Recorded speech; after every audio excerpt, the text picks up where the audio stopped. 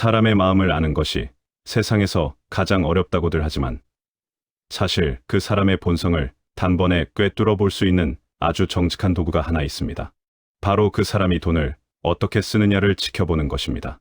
입으로는 공정과 정의를 외치고 겉으로는 세상 둘도 없는 선비처럼 행동해도 막상 자신의 주머니에서 돈이 나가는 순간이 오면 숨겨져 있던 본성이 여실히 드러나게 마련이지요. 조선 최고의 실학자 다산 정약용 선생은 유배지라는 척박한 환경 속에서도 재물을 대하는 태도가 곧 그 사람의 인격이라고 강조하셨습니다. 선생은 자녀들에게 보낸 편지에서 재물을 다스리는 법이 곧 자신을 닦는 공부의 시작이라고 말씀하셨지요. 오늘은 정약용 선생의 지혜를 빌려 사람을 만났을 때 그가 돈을 쓰는 방식을 통해 인성을 파악하는 법과 특히 우리가 반드시 경계해야 할 부류에 대해 깊이 있게 나누어 보려고 합니다. 이 이야기를 끝까지 듣고 나면 여러분 곁에 있는 사람들이 진짜 어떤 사람인지, 그리고 여러분의 소중한 인연을 어떻게 지켜야 할지 명확한 답을 얻으실 것이라 확신합니다. 우리가 누군가의 본성을 확인하고 싶다면 그가 가장 아끼는 것을 대하는 태도를 보아야 합니다. 대부분의 사람에게 그것은 바로 돈이지요. 돈은 단순히 숫자가 아니라 그 사람이 흘린 땀과 시간, 그리고 욕망이 응축된 결정체이기 때문입니다. 정약용 선생은 재물을 잘 쓰는 자는 그 재물이 향기로운 기름이 되지만 잘못 쓰는 자는 재물이 독이 된다고 하셨습니다. 돈을 쓰는 방식을 보면 그 사람이 세상을 얼마나 이기적으로 사는지, 혹은 얼마나 배려하며 사는지 선명하게 보입니다. 생각해보면 우리는 살면서 수없이 많은 사람의 말에 속아왔습니다. 달콤한 말을 하면서 뒤에서는 칼을 가는 사람, 평소에는 친한 척하면서 정작 내가 어려울 때는 모른 채 하는 사람, 의리를 강조하면서 막상 자기 이익 앞에서는 가차없이 돌아서는 사람. 이런 사람들의 진짜 얼굴을 미리 알 수 있었다면 얼마나 좋았을까요? 그 방법이 바로 돈 앞에서의 행동을 관찰하는 것입니다. 돈이 오가는 순간에는 아무리 뛰어난 배우라도 완벽하게 가면을 유지하기 어렵습니다. 계산서가 나오는 그 짧은 순간, 지갑을 열어야 하는 그 찰나에 사람의 눈동자는 거짓말을 하지 못합니다. 특히 우리가 가장 먼저 경계하고 인연을 끊어야 할 첫 번째 유형은 바로 자신에게는 아낌없이 쓰면서 남에게는 지독하게 인색한 사람입니다. 이런 사람들은 대개 이기심이 뼛속까지 박혀 있습니다. 겉으로는 합리적인 척, 검소한 척 포장하지만 사실은 타인의 희생을 당연하게 여기는 부류이지요. 남이 사는 밥은 비싼 것을 고르면서 자신이 계산할 때는 저렴한 곳으로 유도하거나 교묘하게 지갑을 꺼내지 않는 행동이 반복된다면 그것은 단순한 실수가 아닙니다. 정약용 선생은 타인의 노력을 가벼이 여기는 자와는 깊은 인연을 맺지 말라고 경계하셨습니다. 이런 이들은 여러분의 진심을 이용만 할 뿐, 정작 여러분이 어려울 때는 가장 먼저 등을 돌릴 사람들입니다. 왜 이런 유형이 가장 먼저 경계해야 할 대상인지 그 이유를 분명히 말씀드리겠습니다. 나머지 유형들은 어느 정도 눈에 보입니다. 돈으로 사람을 금 나누는 사람은 무례함이 겉으로 드러나기 때문에 빨리 알아챌 수 있고, 허세를 부리는 사람도 시간이 지나면 실체가 드러납니다. 하지만 자기에게만 관대하고 남에게 인색한 사람은 겉으로 티가 잘 나지 않습니다. 이들은 검소하고 합리적인 사람으로 포장되어 있는 경우가 많기 때문에 꽤 오랜 시간을 함께 보내고 나서야 뒤로서 이 사람이 나에게만 유독 인색하다는 사실을 깨닫게 됩니다. 그때는 이미 관계가 깊어진 후라거리를 두기가 훨씬 어려워져 있습니다. 그래서 이 유형이 가장 위험한 것입니다. 이 유형이 왜 가장 위험한지에 대해 좀 더 깊이 들여다볼 필요가 있습니다. 자신에게는 관대하고 남에게는 인색한 사람의 핵심 문제는 단순히 돈을 안 쓴다는 데 있지 않습니다. 그 이면에는 세상을 철저히 자기 중심으로 해석하는 사고방식이 깔려 있습니다. 이런 사람에게 인간관계란 내가 얼마를 투자했고 얼마를 회수했느냐의 손익계산서와 다름없습니다. 내가 이 사람에게 밥을 사면 나중에 무엇을 돌려받을 수 있는가? 이 사람과의 관계를 유지하는데 드는 비용 대비 이득은 충분한가? 이런 계산이 무의식적으로 돌아가고 있기 때문에 그들의 관계 속에는 진심이라는 것이 존재할 수가 없습니다. 더 무서운 것은 이런 사람들이 자기 합리화에 매우 능숙하다는 점입니다. 나는 원래 돈 관리를 철저히 하는 사람이야. 각자 내는 게 공정한 거지. 왜 남이 밥을 사줘야 해? 이런 식으로 자신의 인색함을 합리성으로 포장하는데 탁월한 능력을 발휘합니다. 그래서 처음에는 그 말이 그럴듯하게 들리기도 합니다. 하지만 시간이 지나면 패턴이 보입니다. 각자 내자는 원칙은 자기가 돈을 내야 할 때만 적용되고 상대방이 내야 할 때는 교묘하게 그 원칙이 사라지는 것을 반복적으로 목격하게 됩니다. 이런 유형의 사람을 일찍 알아차리는 방법이 있습니다. 가장 확실한 테스트는 작은 금액에서의 태도를 관찰하는 것입니다. 커피 한 잔, 주차비 몇천 원, 택시비 나누기 같은 사소한 금액에서 그 사람의 본성은 적나라하게 드러납니다. 큰 돈은 체면 때문에 어쩔 수 없이 쓰더라도 작은 돈에서는 방심하기 때문입니다. 커피를 주문할 때마다 자연스럽게 한 발 물러서서 상대방이 먼저 결제하기를 기다리는 사람, 함께 택시를 타면 항상 먼저 내리면서 비용 정산을 슬쩍 넘기는 사람, 편의점에서 간식을 살 때 절대 옆 사람 것은 같이 집지 않는 사람. 한두 번은 우연일 수 있습니다. 하지만 이것이 3번, 4번 반복되면 그것은 우연이 아니라 그 사람의 체질입니다.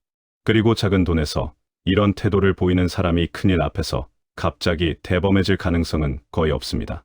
작은 것에서 신의가 없는 사람은 큰 것에서도 반드시 신의를 저버리게 마련입니다. 더 주목해야 할 것은 이런 사람들이 베풀 때의 모습입니다. 아주 드물게 이 유형의 사람도 돈을 쓰는 경우가 있는데 그때는 반드시 목격자가 필요합니다. 주변에 사람이 많을 때, 특히 자기보다 지위가 높은 사람이 보고 있을 때만 지갑을 엽니다. 그리고 그 사실을 오래도록 기억하고 다닙니다. 지난번에 내가 밥 샀잖아라는 말을 몇 번이고 꺼내면서 자신의 한 번의 지출로 상대방에게 심리적 빚을 지우는 것이지요. 이것은 베풀미 아니라 투자입니다. 최소한의 비용으로 최대한의 심리적 우위를 점하려는 전략인 것입니다. 진짜 베풀 줄 아는 사람은 자기가 언제 밥을 샀는지 기억하지 못합니다. 아니, 기억하더라도 절대 그것을 입 밖으로 꺼내지 않습니다. 왜냐하면 그 행위 자체가 기쁨이었기 때문에 대가를 기대할 이유가 없기 때문입니다. 이 첫 번째 유형이 집단 속에서 작동하는 방식도 주목할 필요가 있습니다. 여러 명이 함께 모이는 자리에서 이런 사람은 본능적으로 가장 관대한 사람을 타깃으로 삼습니다. 모임에서 항상 먼저 계산하려는 사람, 돈 계산에 세세하지 않은 사람, 분위기를 위해 기꺼이 지갑을 여는 사람, 이런 사람 옆에 딱 붙어서 자연스럽게 무임승차를 합니다. 그리고 그 관대한 사람이 지쳐서 더 이상 베풀지 않으면 다음 타깃을 물색합니다. 마치 기생충이 숙주를 옮겨 다니듯이 이 유형의 사람은 관대한 사람들 사이를 옮겨 다니며 자기 이익을 극대화합니다. 이것을 알고 나면 모임에서 특정 사람이 유독 돈을 잘 쓰는 사람 곁에 자주 앉아 있는 것이 단순한 우연이 아니라는 사실을 깨닫게 될 것입니다. 그리고 또 하나 주목해야 할 것은 이런 사람들의 타이밍 조작 기술입니다. 계산서가 나올 때쯤 화장실에 가거나 중요한 전화가 왔다며 자리를 비우거나 카드를 안 가져왔다며 이안한 표정을 짓습니다. 한 번은 실수일 수 있고 2번도 우연일 수 있지만 3번째부터는 분명한 의도입니다. 이런 패턴을 발견했다면 그때부터는 냉정하게 관찰하십시오. 그 사람이 나에게 진심인지 아닌지의 답은 이미 나와 있습니다. 2번째로 지켜봐야 할 유형은 돈을 권력으로 착각하고 사람을 급으로 나누는 이들입니다. 정약용 선생은 재물은 잠시 맡아두는 것일 뿐 그것이 사람의 귀천을 결정짓지 않는다고 하셨지요. 돈을 쓰면서 식당 종업원이나 서비스직 종사자에게 무례하게 구는 사람을 보신 적이 있을 것입니다. 내가 돈을 냈으니 그만큼의 권리를 누리겠다는 생각 뒤에는 사람을 도구로 보는 천박한 인성이 숨어 있습니다. 이런 부류는 나보다 돈이 많은 사람 앞에서는 한없이 비굴해지고 나보다 적은 사람 앞에서는 아나무인으로 행동합니다. 재물의 양에 따라 인격의 높낮이가 바뀌는 사람 곁에 있으면 여러분 또한 언젠가 그들의 계산법에 의해 등급이 매겨지는 비참함을 경험하게 될지도 모릅니다. 진정한 귀인은 돈을 쓸 때 자신의 품격을 함께 쓰고 소인은 돈을 쓸 때 자신의 오만함을 함께 드러내는 법입니다. 이 유형의 사람을 알아보는 가장 정확한 장소는 식당입니다. 식당에서 그 사람이 종업원을 어떻게 대하는지를 보면 그 사람의 인성의 밑바닥이 보입니다. 주문이 조금 늦었다고 짜증을 내거나 음식이 마음에 안 든다고 종업원에게 소리를 지르거나 팁 문화가 있는 곳에서 일부러 팁을 주지 않으면서 뿌듯해하는 사람. 이런 사람들의 공통점은 자신이 돈을 지불하는 순간 상대방을 종속 관계에 놓으려 한다는 것입니다. 돈을 냈으니까 내 말을 들어야 한다. 돈을 냈으니까 내가 위에 있다는 착각이 그 모든 무례함의 근원입니다. 흥미로운 것은 이런 사람들이 자기보다 돈이 많거나 지위가 높은 사람 앞에 서면 완전히 다른 인격체가 된다는 점입니다.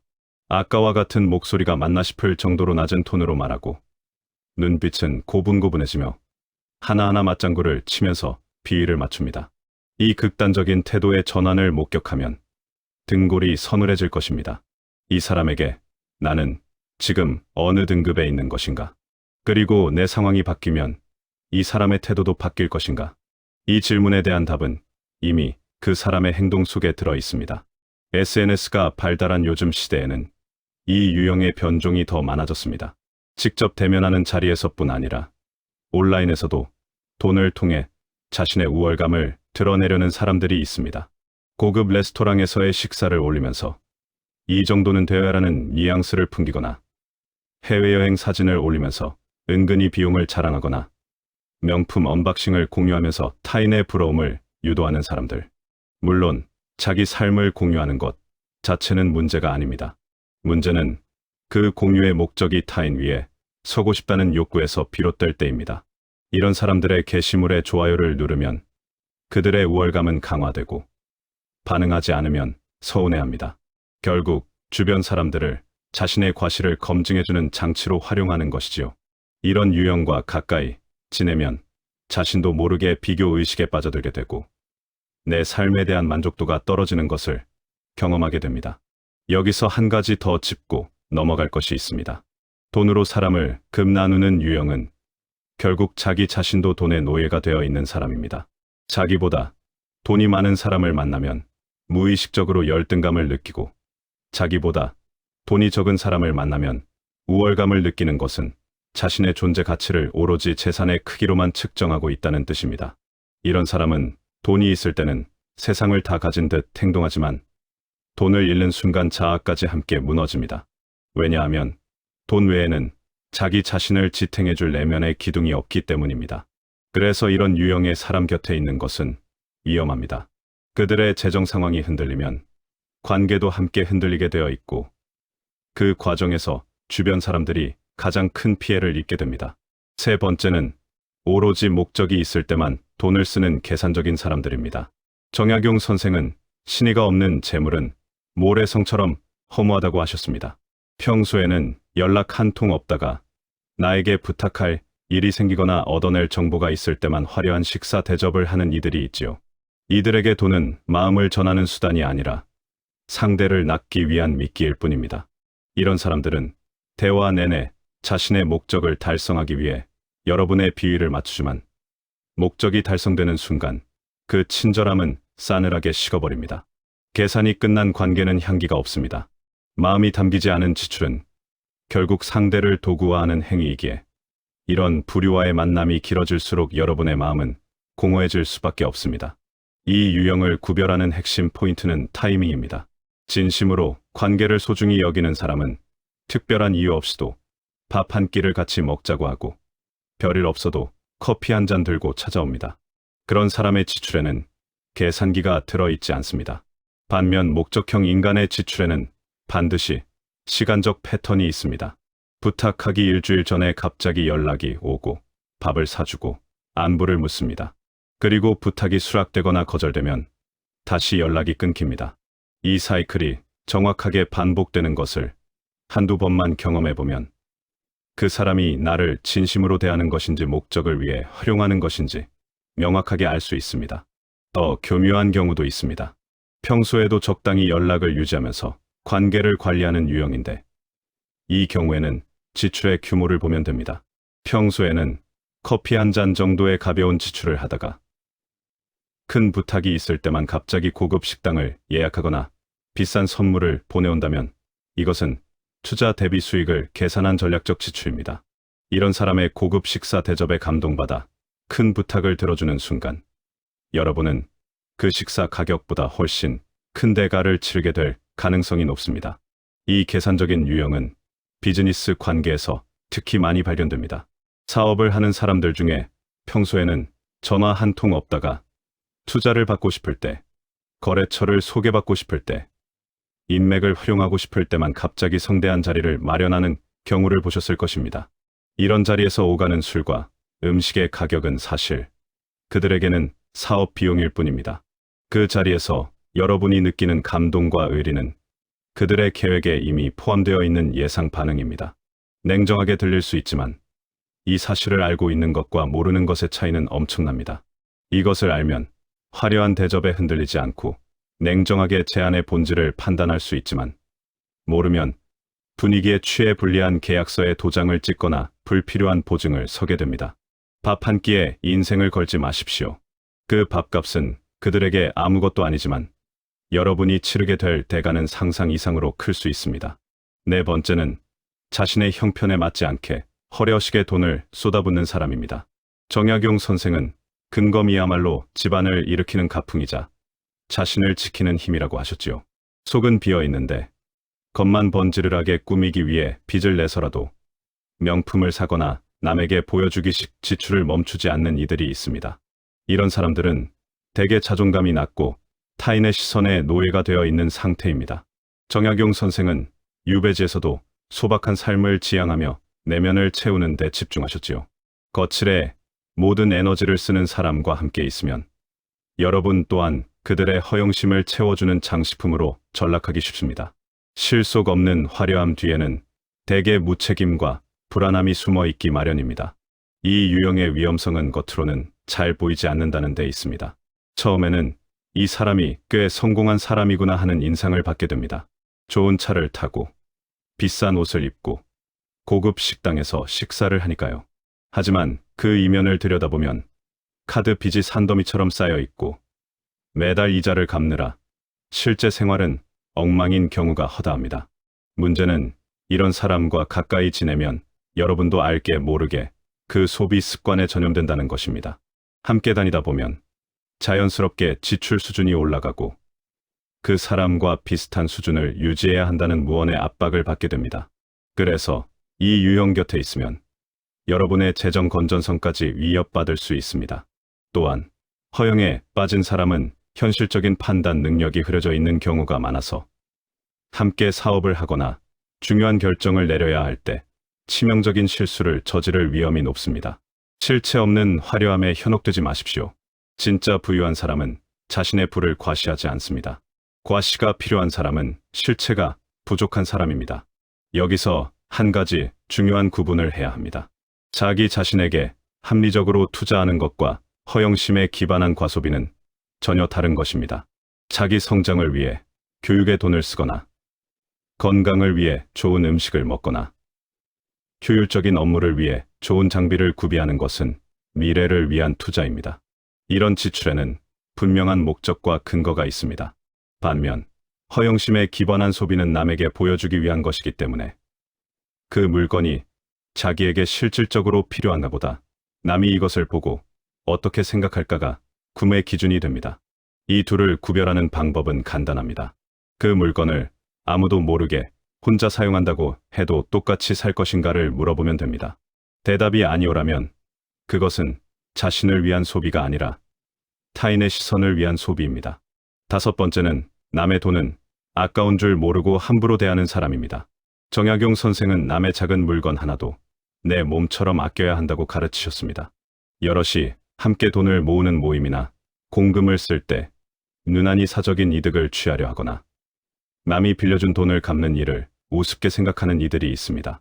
남의 돈을 대하는 태도는 곧 그 사람의 공감 능력과 정직함을 보여줍니다. 작은 돈에서 정직하지 못한 사람은 큰일 앞에서는 반드시 여러분을 배신하게 됩니다. 돈에 대한 염치가 없는 사람과는 그 어떤 거래나 동업도 시작하지 않는 것이 여러분의 인생을 지키는 가장 확실한 처세술입니다. 이 유형은 특히 돈을 빌릴 때와 갚을 때의 태도 차이에서 극명하게 드러납니다. 빌릴 때는 급하다며, 꼭 갚겠다며, 이번만 도와달라며 간절한 모습을 보이지만 갚아야 할 때가 되면 태도가 180도 바뀝니다. 연락을 피하거나 핑계를 대거나 심지어 빌린 사실 자체를 흐리려 하는 경우도 있습니다. 더 놀라운 것은 빌린 돈을 갚지 않는 사람들이 오히려 빌려준 사람에게 화를 내는 경우가 있다는 것입니다. 왜 자꾸 돈 이야기를 하냐며, 관계를 돈으로 따지냐며, 마치 빌려준 사람이 잘못한 것처럼 몰아가는 것이지요. 이것은 전형적인 가해자가 피해자 행세를 하는 심리적 조작입니다. 이런 상황을 한 번이라도 경험했다면 그 사람과는 즉시 금전적인 관계를 정리해야 합니다. 돈을 빌려간 사람이 오히려 당당한 관계에서는 그 어떤 신뢰도 쌓을 수 없습니다. 남의 돈을 함부로 대하는 사람의 또 다른 모습은 공금을 다루는 태도에서 나타납니다. 회사의 법인카드를 사적으로 쓰는 것에 대해 죄의식이 없거나 친구들과의 모임 회비에서 슬쩍 개인 비용을 끼워 넣거나 공동 경비를 관리하면서 투명하게 공개하지 않는 사람. 이런 행위는 금액이 작다고 해서 가볍게 넘길 수 있는 것이 아닙니다. 남의 돈과 공동의 돈을 사적으로 유용하는 것은 그 행위의 규모와 관계없이 본질적으로 같은 뿌리를 가지고 있기 때문입니다. 10,000원을 부정하게 쓰는 사람은 10,000,000원 앞에서도 1억 앞에서도 똑같은 선택을 합니다. 금액만 달라질 뿐 그 사람의 도덕적 기준선은 변하지 않습니다. 이것이 왜 중요한지 실제 사례를 통해 생각해 보겠습니다. 주변에서 동업이나 공동 투자로 큰 손해를 본 사람들의 이야기를 들어보면 대부분 처음에는 작은 신호가 있었다고 말합니다. 함께 식사할 때 공동 비용에서 슬쩍 자기 몫을 줄이려던 모습, 작은 금액의 정산을 자꾸 미루던 습관, 공동 자금의 사용 내역을 투명하게 공개하지 않으려던 태도, 이런 것들이 바로 경고 신호였는데 관계가 좋다는 이유로 혹은 작은 돈이니까 하는 생각으로 넘겼던 것입니다. 그리고 나중에 큰 금액이 관련된 상황이 되었을 때 그 작은 신호들은 거대한 배신으로 돌아왔습니다. 그래서 누군가와 금전적인 파트너십을 맺기 전에는 반드시 작은 금액에서의 태도를 충분히 관찰해야 합니다. 10,000원짜리 점심값에서 불투명한 사람에게 수천만 원의 투자금을 맡기는 것은 논리적으로도 말이 되지 않습니다. 작은 돈에서의 태도가 곧 큰 돈에서의 태도입니다. 이 원칙을 잊지 마십시오. 여기서 한 발 더 나아가 생각해 볼 것이 있습니다. 지금까지 5가지 유형의 사람들을 살펴보았는데 사실 이 모든 유형에는 하나의 공통된 뿌리가 있습니다. 그것은 바로 관계를 대등하게 보지 않는다는 것입니다.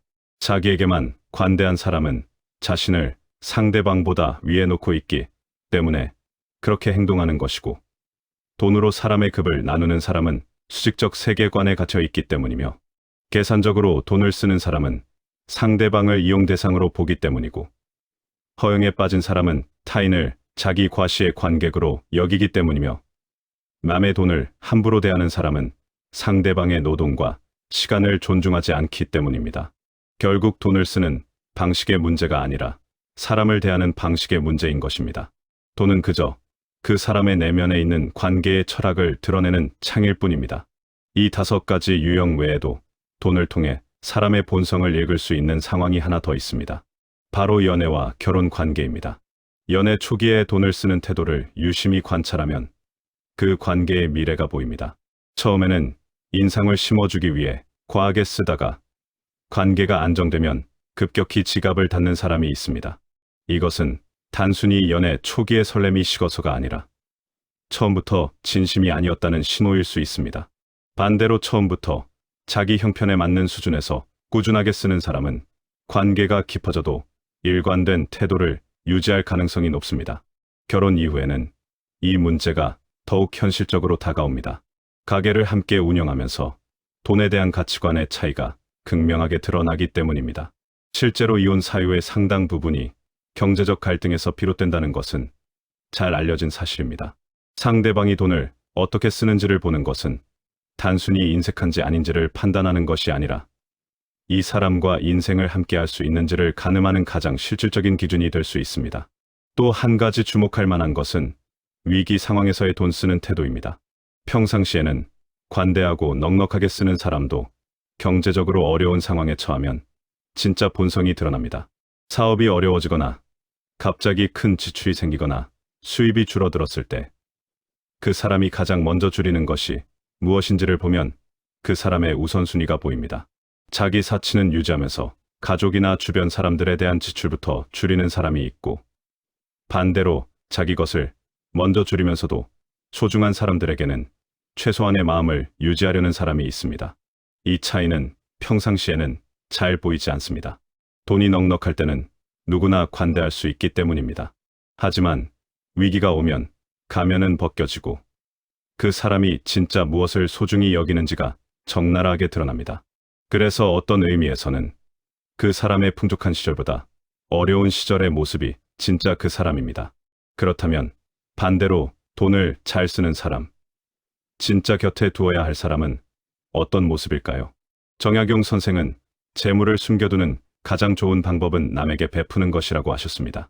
내 주머니에 있으면 언젠가 사라지지만 남의 마음속에 저장해두면 영원히 내 것이 된다는 역설적인 진리이지요.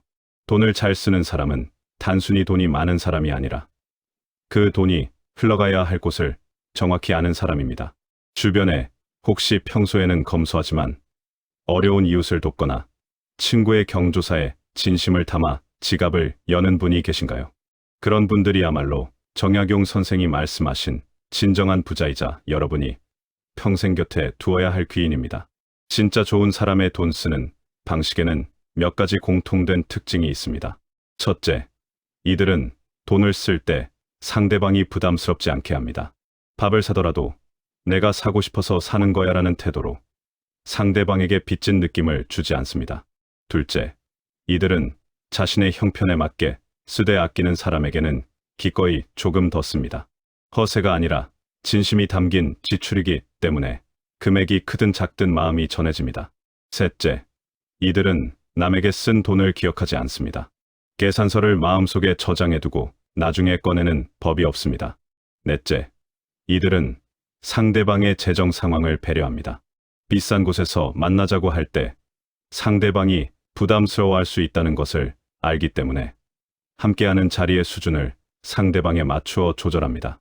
이런 사람 곁에 있으면 돈 때문에 불편해지는 순간이 없습니다. 그리고 그 편안함이야말로 건강한 관계의 가장 확실한 증거입니다. 흥미로운 것은 돈을 쓰는 방식이 대부분 어린 시절에 형성된다는 점입니다. 부모가 돈을 대하는 태도를 보며 자란 아이는 무의식적으로 그 패턴을 답습하는 경우가 많습니다.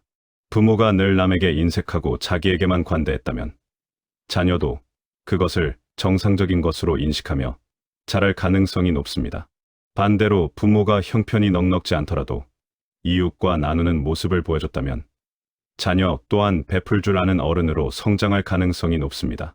이것은 비난의 문제가 아니라 이해의 문제입니다. 누군가가 돈에 대해 불건강한 태도를 보일 때 그것이 그 사람의 타고난 성격이라기보다는 성장 과정에서 학습된 패턴일 수 있다는 것을 알면 그 사람을 좀 더 넓은 시각으로 바라볼 수 있습니다. 물론 이해한다는 것이 그 행동을 용납한다는 뜻은 아닙니다. 원인을 이해하되 나를 보호하는 것은 별개의 문제입니다. 그 사람이 왜 그렇게 행동하는지를 이해하면서도 그 행동이 나에게 해가 된다면 적절한 거리를 유지하는 것이 성숙한 대응입니다. 여기서 우리 자신도 돌아보아야 합니다. 지금까지 다른 사람의 돈 쓰는 방식을 관찰하는 법에 대해 이야기했지만 사실 가장 중요한 관찰 대상은 바로 나 자신입니다. 나는 돈을 쓸 때 상대방을 어떻게 대하고 있는지, 나는 혹시 앞에서 말한 5가지 유형 중 어딘가에 해당하지는 않는지 솔직하게 자문해 볼 필요가 있습니다. 누구나 정도의 차이는 있지만 이기적인 모습을 가지고 있습니다. 중요한 것은 그 이기심을 인식하고 의식적으로 교정하려는 노력입니다.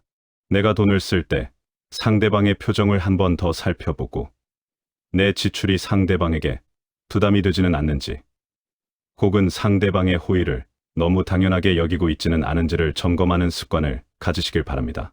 한 가지 더 생각해 볼 것이 있습니다. 돈을 쓰는 방식은 시대와 세대에 따라 다르게 해석될 수 있다는 점입니다. 과거에는 선배가 후배에게 밥을 사는 것이 당연한 문화였고, 큰 자리에서 한 사람이 모든 비용을 부담하는 것이 미덕으로 여겨졌습니다. 하지만 요즘 세대에서는 각자 계산하는 것이 오히려 서로를 배려하는 방식으로 받아들여지기도 합니다. 그래서 상대방의 돈 쓰는 방식을 판단할 때는 그 사람의 문화적 맥락도 함께 고려해야 합니다. 각자 계산한다고 해서 무조건 인색한 것이 아니고 매번 밥을 사준다고 해서 무조건 관대한 것도 아닙니다. 핵심은 그 행동 뒤에 어떤 마음이 있느냐입니다. 각자 내더라도 상대방의 부담을 배려하는 마음이 있다면 그것은 좋은 태도이고, 밥을 사주더라도 그것을 빌미로 상대방에게 심리적 빚을 지우려는 의도가 있다면 그것은 좋은 태도가 아닙니다. 형식이 아니라 의도를 보아야 합니다. 그리고 그 의도는 한두 번의 관찰로는 알 수 없습니다. 시간을 두고 여러 상황에서 반복적으로 관찰해야 비로소 그 사람의 진짜 패턴이 보이기 시작합니다. 그래서 실천적인 조언을 하나 드리겠습니다. 새로운 사람을 만났을 때 성급하게 그 사람의 인성을 판단하지 마십시오. 대신 최소 3번 이상 돈이 오가는 상황을 경험한 후에 판단해도 늦지 않습니다. 첫 번째 만남에서의 태도는 체면 때문에 꾸며진 것일 수 있고, 두 번째도 아직 경계심이 남아 있을 수 있습니다. 하지만 세 번째부터는 사람이 방심하기 시작합니다. 방심한 순간에 나오는 행동이 그 사람의 진짜 모습입니다. 그리고 판단할 때는 한 가지 행동만 보지 말고 전체적인 패턴을 보아야 합니다. 한 번 커피를 안 샀다고 인색한 사람이 아니고, 한 번 비싼 식사를 했다고 관대한 사람이 아닙니다. 반복되는 패턴 속에서 일관된 태도를 읽어내는 것이 핵심입니다. 또한 그 사람이 돈을 쓸 때의 표정과 에너지도 중요한 단서입니다. 억지로 쓰는 사람은 계산할 때 미세하게 표정이 굳고, 기꺼이 쓰는 사람은 오히려 계산하는 순간이 가장 편안합니다. 이런 미세한 차이를 읽을 수 있게 되면 여러분의 인간 판별 능력은 비약적으로 향상될 것입니다. 돌이켜보면 우리 인생에서 가장 큰 손실은 돈을 잃은 것이 아니라 사람을 잘못 본 것에서 비롯되는 경우가 대부분입니다. 잘못된 사람에게 투자한 시간, 잘못된 사람에게 쏟은 감정, 잘못된 사람을 믿고 내린 결정, 이런 것들이 쌓여서 인생의 방향이 틀어지기도 합니다. 그래서 사람을 보는 눈을 키우는 것은 어떤 재테크보다 수익률이 높은 투자입니다. 그리고 그 눈을 키우는 가장 확실한 방법 중 하나가 바로 오늘 이야기한 돈 쓰는 방식의 관찰입니다. 어렵지 않습니다. 특별한 기술이 필요한 것도 아닙니다. 다만 의식적으로 관찰하려는 태도만 있으면 됩니다. 지금까지 무심코 지나쳤던 상대방의 계산 순간, 지갑을 여는 순간, 돈에 대해 이야기하는 순간을 앞으로는 조금 더 주의 깊게 바라보십시오. 그 순간들이 모여 하나의 패턴이 되고, 그 패턴이 그 사람의 진짜 얼굴을 보여줄 것입니다. 결국 돈은 거짓말을 하지 않습니다. 말은 꾸며낼 수 있고 표정은 연기할 수 있지만 돈이 흘러가는 방향은 그 사람의 욕망과 가치관을 그대로 반영하기 때문입니다. 오늘부터 여러분 주변 사람들을 찬찬히 관찰해 보십시오. 그가 돈을 쓰는 순간의 눈빛, 말투, 그리고 상대방을 대하는 태도를 말입니다. 특히 자신에게만 너그럽고 타인에게는 가혹한 그 첫 번째 유형의 사람을 발견하신다면 미련 없이 거리를 두시는 것이 여러분의 소중한 삶을 지키는 길입니다. 동시에 여러분 자신도 돌아보시기 바랍니다. 내가 돈을 쓰는 순간 나의 가장 솔직한 민낯이 드러나고 있다는 사실을 잊지 마십시오. 우리가 타인의 씀씀이를 보는 이유는 상대를 비난하기 위해서가 아닙니다. 나 또한 누군가에게 이기적이고 인색한 사람은 아니었는지, 혹은 돈으로 사람을 판단하는 천박함을 보이지는 않았는지 거울 삼아 돌아보기 위함입니다. 정약용 선생의 가르침처럼 재물을 가볍게 여기되 사람의 마음을 무겁게 여기는 삶을 산다면 여러분 주변에는 자연스럽게 맑고 향기로운 인연들이 모여들게 될 것입니다. 긴 시간 시청해 주셔서 감사합니다. 여러분의 일상이 언제나 풍요롭고 평안하기를 진심으로 응원합니다. 평안한 하루 보내십시오.